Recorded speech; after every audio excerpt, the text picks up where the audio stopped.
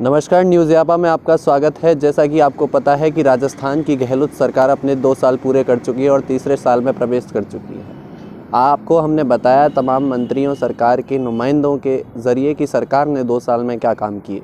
आज इसी जानकारी के लिए हमारे साथ जुड़े हैं राजस्थान सरकार में श्रम राज्य मंत्री टीकाराम जूली जी, जिनसे हम जानेंगे कि उनके विभाग के 2 साल किस तरह रहे और किस तरह का कामकाज उनके विभाग ने किया।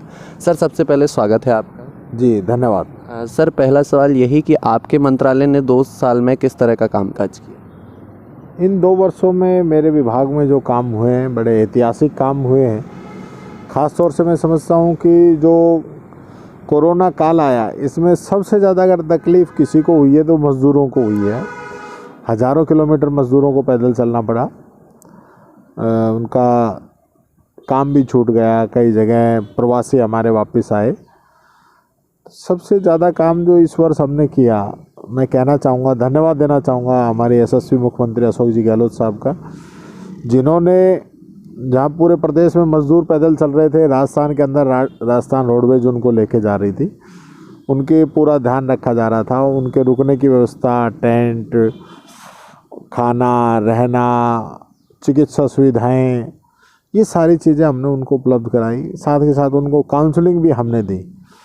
प्रवासी जो आए उनको रोज़गार की व्यवस्था करने के लिए हमने पूरे देश के अंदर सबसे पहला प्रदेश राजस्थान था जिसने ये पोर्टल बनाया कि जिसके अंदर एक सब जितने भी प्रवासी आए उन सब का एक डेटा वहाँ पे उपलब्ध करा के दिया इंडस्ट्रीज़ को, कि उनमें से जो स्किल लेबर है उनको वो अपने यहाँ पे काम दें, और जो भी वहाँ से काम करना चाहता है तो वो उस इंडस्ट्री से भी संपर्क कर सकता है। तो एक बहुत बड़ा ये डेटा हमने उपलब्ध कराया। लगभग 50 लाख हमारे युवा साथियों को उसके अंदर डेटा हमने करके दिया है। साथ ही उसमें अगर कोई लेबर स्किल होना चाहती है, स्किल करना है, तो उस लेबर को स्किल करा के भी हमने कंपनियों के अंदर भेजा है। जो मज़दूर थे, गरीब थे, जिनको कोई सहायता नहीं मिली थी, ऐसे लगभग 30 लाख से अधिक परिवारों को हमने 3500 रुपये उनके खाते में डाले हैं। लोगों को पूरा अनाज, चना, गेहूँ और खाने के पैकेट हमने इस समय सारे उन लोगों को उपलब्ध कराए। साथ के साथ कंपनियों के अंदर मज़दूरों को दिक्कत नहीं आए, उनको कंपनी से निकाला नहीं जाए, लॉकडाउन का उनका वेतन नहीं काटा जाए, वो सारी व्यवस्था भी हमारे द्वारा, डिपार्टमेंट के द्वारा इस समय की। साथ के साथ विभाग की जो योजनाएं हैं, विभागों के अंदर जो श्रमिकों का पंजीयन है वो समय पे हो, समय पर उनका निस्तारण हो, इसके लिए भी हमने बड़े कंट्रोल रूम बना के इनका निस्तारण हम लोगों ने किया है। पहले मज़दूरों का पंजीयन 1-1, 2-2 साल के अंदर हो रहा था, जो अब घट के 1 महीने पे आ गया है, और आने वाले साल में हम इसको विदिन ए वीक इसको करेंगे ताकि मज़दूर को पंजीयन के लिए परेशान नहीं होना पड़े। साथ के साथ जो हमारी स्कीमें चल रही हैं मज़दूरों को लाभ देने की, तो 2 स्कीमें, मृत्यु सहायता योजना और सिल्कोसिस, ये दोनों स्कीमें तो ऐसी हैं जिन पे कोई पेंडेंसी हम नहीं रख रहे हैं, जैसे ही केस आते हैं तुरंत उनको कर रहे हैं। बाकी और स्कीमों में थोड़ी पेंडेंसी भी है, लेकिन उनको भी हम पहले आओ पहले पाओ के आधार पे उन लोगों को हम रियायत दे रहे हैं, तुरंत उनको सहूलियतें दे रहे हैं। और मज़दूरों को कोई भ्रष्टाचार नहीं हो, इसके लिए सेंट्रलाइज सिस्टम हमने शुरू किया है।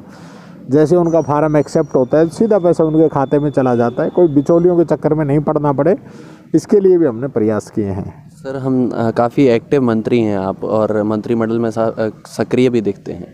तो हम यहाँ आ रहे थे, उससे पहले हमने अपने सोशल मीडिया प्लेटफॉर्म के ज़रिए क्वेश्चंस कुछ मांगे युवाओं से, तो उनका कहना था कि सरकार में भर्तियाँ काफ़ी अटकी पड़ी हुई हैं। उसको लेकर सरकार की और आप किस तरह से सरकार में युवाओं की पैरवी करी? देखिए, युवाओं के लिए हमने अभी जो ये 2 साल पूरे हुए हैं, इसमें लगभग हमने 1 लाख नियुक्ति हमने सरकारी नौकरियों के अंदर दी है। अभी 31,500 युवाओं को रीट की भर्ती परीक्षा के लिए माननीय मुख्यमंत्री जी ने 25 अप्रैल की तारीख उसके अंदर फिक्स कर दी है। साथ के साथ जो संविदा कर्मी हैं उनको भी पक्का करने का एक प्रक्रिया चल रही है, जिसकी अलग कमेटी है, वो उसके लिए काम कर रही है। तो बहुत सी सौगातें इस वर्ष में हम युवाओं को देंगे, और युवाओं को आगे बढ़ाने के लिए, उनकी स्किल करने के लिए अलग अलग प्रकार से हमारे कार्यक्रम भी चल रहे हैं। तो युवाओं को हम चाहते हैं कि युवाओं को ज़्यादा से ज़्यादा मौका मिले।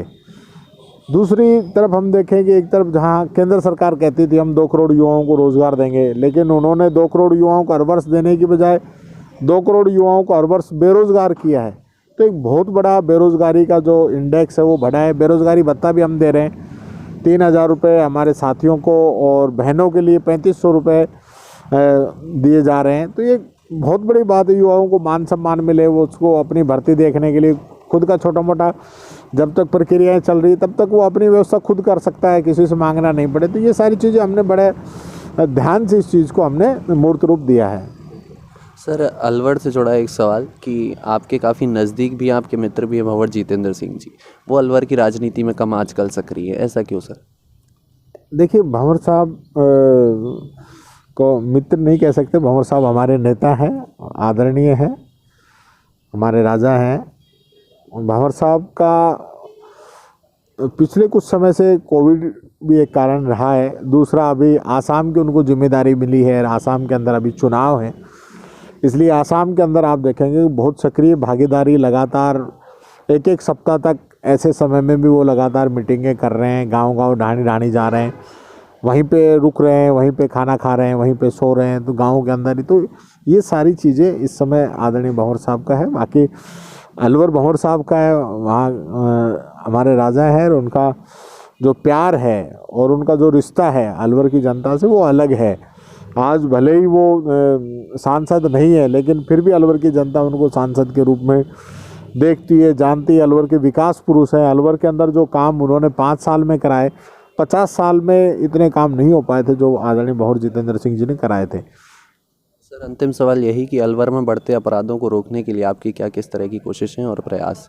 देखिए, अलवर में जो अपराध बढ़े हैं उन पर रोक लगाने के लिए पहली बार ऐसा हुआ है कि एक ज़िले के अंदर 2 एसपी लगाए गए हैं। तो भिवाड़ी में नया एसपी कार्यालय खोला है, एक अलग एडिशनल एसपी भी वहाँ पे है, एक डीएसपी कार्यालय आपका थानागाजी के अंदर हमने खोला है। हमने नए थाने बनाए हैं और लगातार मॉनिटरिंग की जा रही है, लगातार इस प्रकार के प्रयास किए जाएँ, क्राइम को घटाया जाए। एडिशनल एसपी का कार्यालय भी नीमराना के अंदर खोला है, तो ताकि अधिक से अधिक अगर पुलिस होगी, अधिक मुस्तैदी रहेगी, एरिया